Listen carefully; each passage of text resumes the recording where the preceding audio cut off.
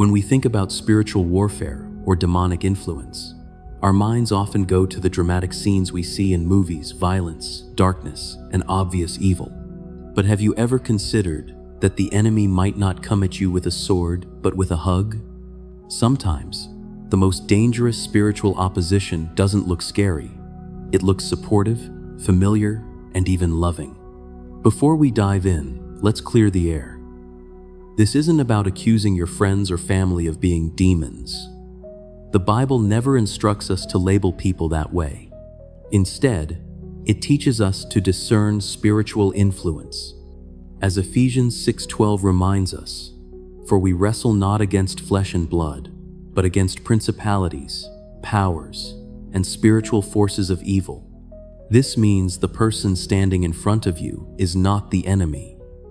The issue is the spirit influencing their behavior. The hard truth is that dark forces prefer relationships over confrontation. If the enemy cannot stop you openly, he will try to discourage you subtly through the people you trust most.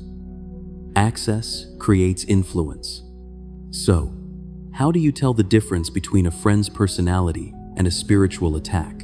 Here are 5 biblical signs to help you discern who or what is influencing your life. Number 1. They subtly pull you away from God. The enemy is smart.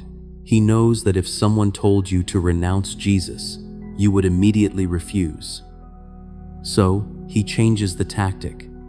Instead of stopping you, he simply tries to slow you down. This often sounds like a caring voice saying, "You're doing too much. Relax. God understands. Everyone sins. Don't be so extreme." It feels comforting, but it is dangerous. Scripture warns us in 2 Corinthians 11:14 that Satan disguises himself as an angel of light. This means not all dark influence feels dark. Some of it feels reasonable. But notice the pattern. God always pulls you forward into growth, while demonic influence pulls you sideways into complacency. If someone constantly normalizes sin or mocks your discipline, that is spiritual interference. Number 2, they react negatively when you obey God. This sign exposes everything. You might notice that certain people are perfectly fine when you talk about God in a general sense. But the moment you start to obey God, the atmosphere changes. Perhaps you decide to set a boundary, stop engaging in gossip, or cut out a sinful habit.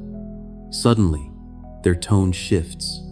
They might become irritated, defensive, or mocking, saying things like, "You think you're better than us now?" Jesus explained this in John 3:20. Everyone who does evil hates the light. When you obey God, you bring light into the room, and light exposes what is hidden in the dark.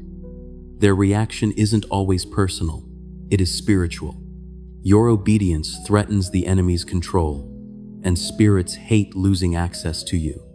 Number 3, they thrive on chaos and confusion. Pay close attention to the spiritual temperature of the room when certain people enter. Does peace leave? Does anxiety rise? Is there a sudden cloud of confusion? 1 Corinthians 14:33 tells us clearly that God is not the author of confusion, but of peace. Therefore, if confusion is consistent, it is not from God. Demonic influence feeds on emotional instability, drama, and fear-based narratives.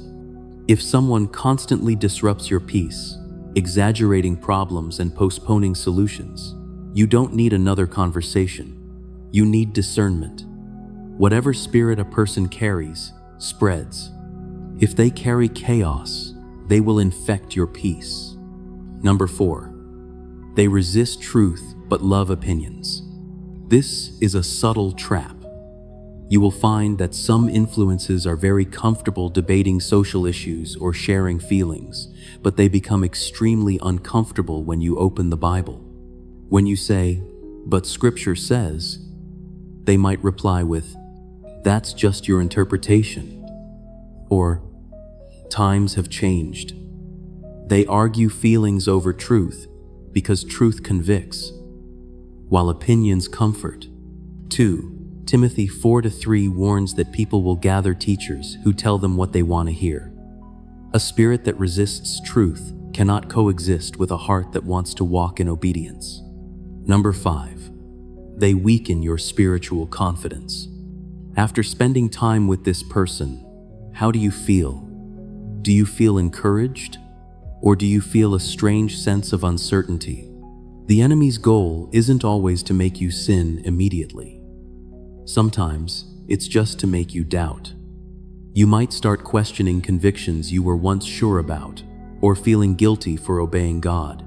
This is the double-mindedness James 1-8 warns against. A confused believer is much easier to control than a convicted one. If a relationship constantly makes you second-guess what God has told you, it is draining your clarity. And remember, God brings clarity, not fog. Conclusion: clarity is a form of obedience. Discernment isn't about being paranoid, it is about protection.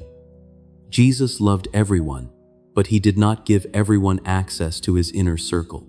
You can love people deeply and still guard the gates of your spirit.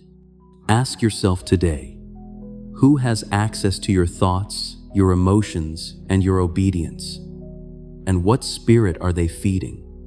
If you feel a check in your spirit reading this, don't brush it off. Choose clarity over confusion. Walk in love, but walk in truth.